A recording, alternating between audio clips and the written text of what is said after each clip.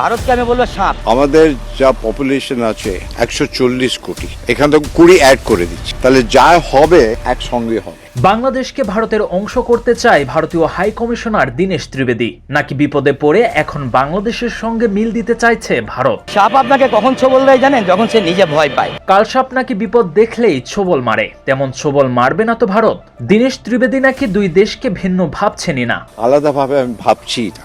ভারতের 140 কোটির সঙ্গে 20 কোটি বাংলাদেশিকে যুক্ত করে হিসেব কষছেন দীনেশ।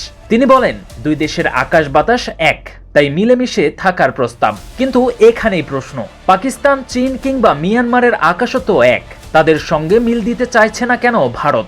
এখানেই আসল রহস্য। শুধু পুশিন সমস্যায় পড়েনি ভারত, বাংলাদেশের ওপর অনেক দিক থেকেই নির্ভর তারা। সেভেন সিস্টার্স নিয়ে বিপদে মোদি, তাই চলছে রংপুর বিভাগ দখল করার পায়তারা। এই রংপুরের পুরা যে ডিভিশনটা আছে, ডিভিশনটা তারা নিয়ে নিতে চায়, এটাই তাদের অ্যাকচুয়ালি নীল নকশা। এছাড়া বাংলাদেশ যেন পাকিস্তানের সঙ্গে মিলে না যায় সেই ভয়, অর্থনৈতিক ও বাণিজ্যিক ক্ষতির আশঙ্কা ইত্যাদি বিপদে পড়েছে ভারত। কিন্তু বাংলাদেশের মানুষ কোনোভাবেই মেনে নেবে না এমন চালবাজি। উল্টো হাই কমিশনারের কথায় তারা আরও ফুঁসে উঠছে।